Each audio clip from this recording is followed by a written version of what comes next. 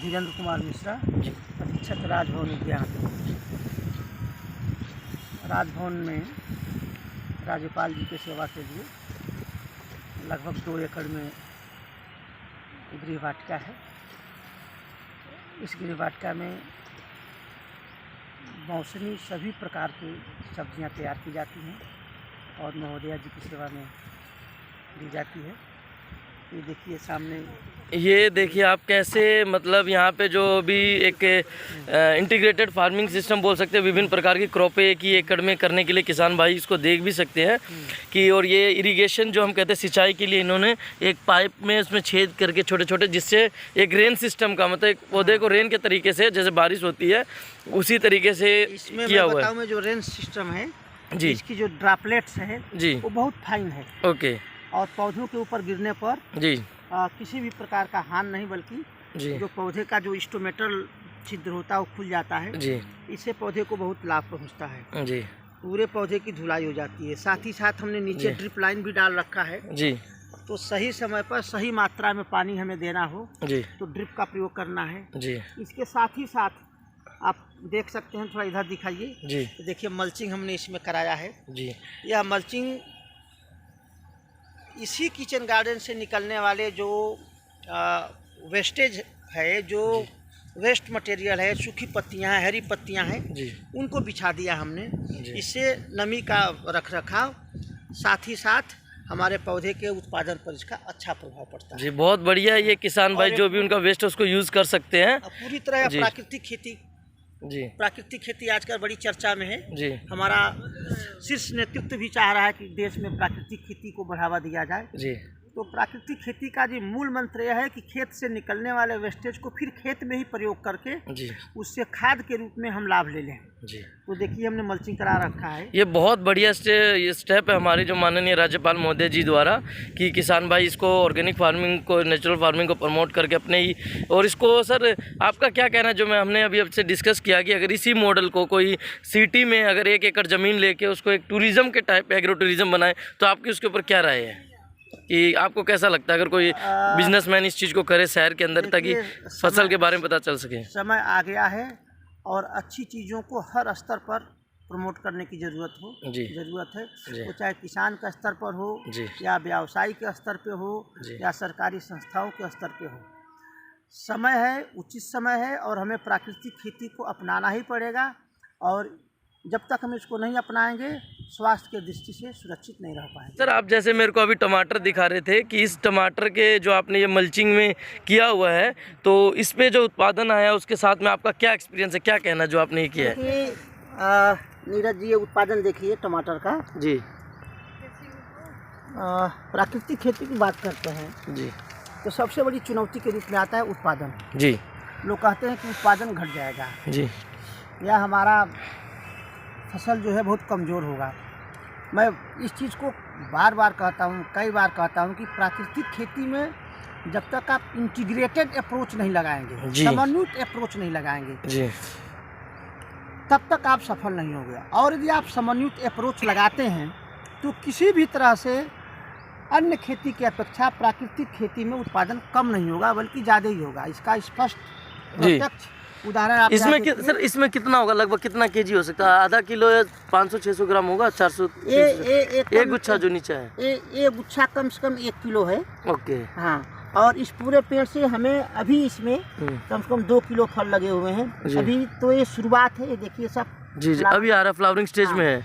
और मैं ये कह रहा था कि जो इंटीग्रेटेड अप्रोच की बात है, देखिए हमने मल्चिंग ड्रिप लाइन बिछा रखा है जी, हमने मल्चिंग कर रखा है जी, और इस पर मैं जीवामृत, ओके, 10 पर्णी अर्क जी का प्रयोग हम लोग करते हैं जी। और इस तरह से आप हमारे टमाटर के उत्पादन को देख सकते हैं जी। ये चुनौतीपूर्ण उत्पादन है जी।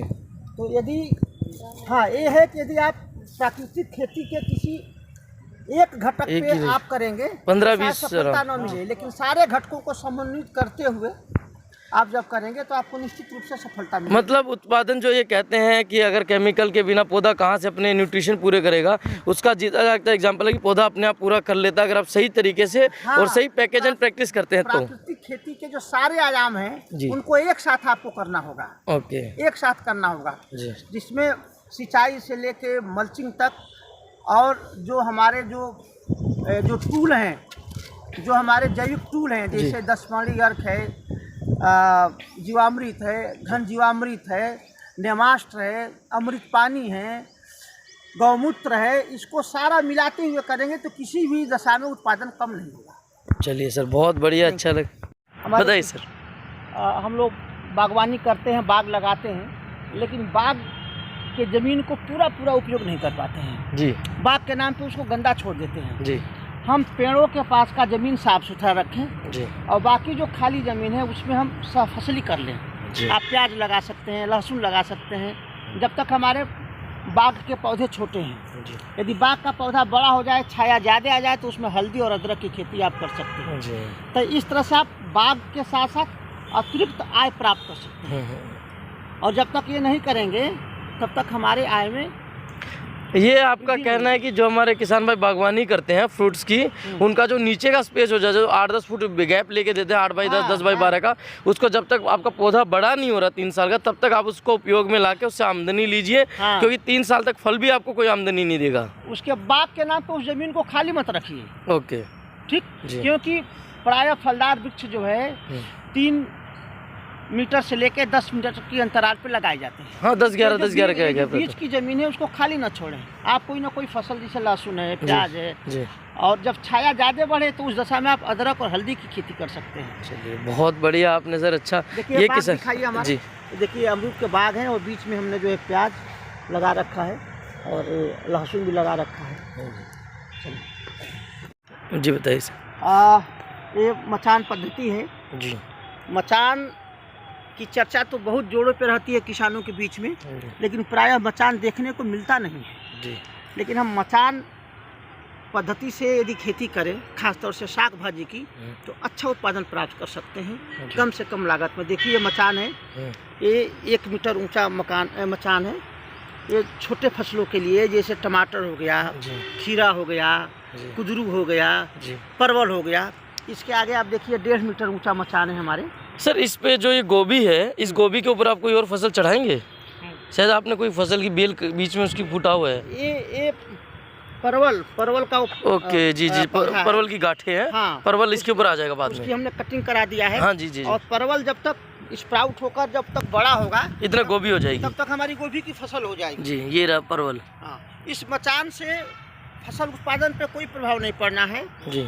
हमारे लताओं वाली भी फसलें होती हैं जी। और जिस समय लताएं नहीं रहती हैं उस समय हम अन्य फसल ले लेते हैं। जैसे देखिए टमाटर ले रखा है, गोभी ले रखा है, ब्रोकली है।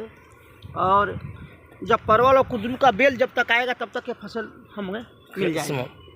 खाली जगह में हमने गांठ गोभी, नीचे में गांठ गोभी है, ऊपर में बेल वाला टमाटर। हाँ, और बीच में कुंदरू या किसकी बेल एक चढ़ी है। हाँ, और जब गर्मी की जब लताएं वाली फसलें आएंगी तब तक हमारा ये खत्म हो गया रहेगा, फिर हमारी लता की फसल इस पर फल जाएगी। यह मचान पद्धति जो है बरसात के लिए बहुत आवश्यक है। जी। बरसात में जब हमारी फल नीचे गले ना, ताकि हाँ फसल गले ना, और जो सब्जियां हैं जी वो मिट्टी के संपर्क में आके खराब हो जाती हैं। जैसे तो उनके लिए मचान पद्धति जो है एकदम बिल्कुल रामबाण है। बहुत बढ़िया। और किसान यदि इसको लगाए तो उससे अच्छा लाभ ले सकता है, अपनी फसल को सुरक्षित रख सकता है।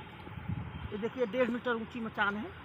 मतलब आपने हर तरीके से किया है। हाँ। कि कोई भी अगर किसान भाई इसको देख के अपनाना चाहता है। हाँ। और किसान भाइयों से एक निवेदन है कि इस चीज़ को एकदम कॉपी ना करें, अपनी जगह के अनुसार उसको धीरे से एक बार छोटे उपयोग में करके देखें, तब उसको पूरा कवर करें। देखिए जीवामृत का हमने डिस्प्ले बोर्ड लगा रखा है जी। कहा गया है कि ज्ञान जब तक किताब में है वो किसी काम का नहीं है जी, लेकिन वही ज्ञान जब हमारे फील्ड में आ जाती है जी, तो उसका महत्व कई गुना बढ़ जाता है। सही बात। हमें जीवामृत तैयार करना हो तो इसके लिए किताब के पन्ने नहीं पलटने हैं, सीधा के यहीं देखा बना दे, सारे संसाधन यहीं पर है, हमने तैयार कर लिया और अपने फसल में प्रयोग कर लिया। ये देखिए बड़ी मचान है, खास तौर से लौकी और कद्दू के लिए। ये बड़ी बेलों के लिए। ये 2 मीटर ऊंची मचान है और ये बड़ी बेलों के लिए है, सेम के लिए इस तरह के। ये किनारे में आलू भी पूरा, ये इसका उत्पाद है वो यहीं के यूज़ के लिए जो किया जाता है। सर देखना कटहल के पौधे फ्लावरिंग स्टेज पे है, कटहल भी। ये लौकी हमारी लग गई है। जब तक लौकी का बेल आएगी तब तक हमारे गोभी के फसल हम हार्वेस्ट कर लेंगे। ये सेम। हाँ। ये अंगूर की बेल, ये आपके इनपुट्स हैं। हाँ, ये हमारे इनपुट्स हैं जी। इसमें देखिए बीजामृत बना हुआ है, बीजामृत, जीवामृत है, निमास्त्र है, 10 अनियार्क है। हाँ। इन चीज़ों को हम जो है तैयार करके और अपने खेतों में डालते हैं। हाँ, ये आपने तैयार किया गया है। ये देखिए जीवामृत है। ओके, ये आप पूरा मतलब अभी जो भी कर रहे हैं अभी पूरे दिन से, मतलब जितने 3 साल से जो कम्प्लीटली ऑर्गेनिक है, पूरा अपना खुद का बना के निमस्त्र। इसका वो इसमें इसका झरार देखिए, नीम का डाला हुआ। निमास्त्र के रूप में। निमास्त्र में एक फायदा ये है जी कि शुरू के दिनों में ये इंसेक्टिसाइड के रूप में कार्य करता है। ओके। और जब ज़्यादा दिन का हो जाता है तो खाद के रूप में हम लोग डाल देते हैं।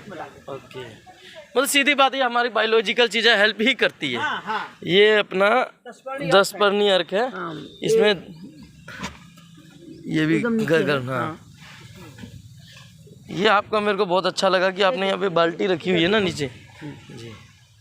ये मेरे को आपका सही लगा, आपने बाल्टी रखी है कि जो भी निकलता है वो लास्ट में जब यूज़ करना होता है नीचे से कैप खोल देते हैं, नीचे आ जाता है। ये आपका पूरा फार्म है। कितने एकड़ में होगा सर? 1-2 एकड़ में हो? कितने? 3 एकड़? 2 एकड़ में। 2 एकड़ में है आलू की सब।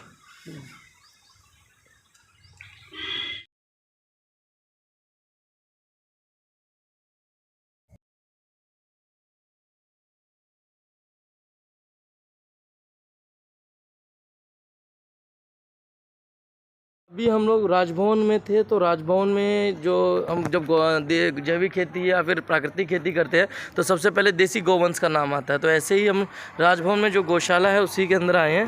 तो चलिए अभी सर के साथ आपको गौशाला के दर्शन कराते हैं कि राजभवन की गौशाला।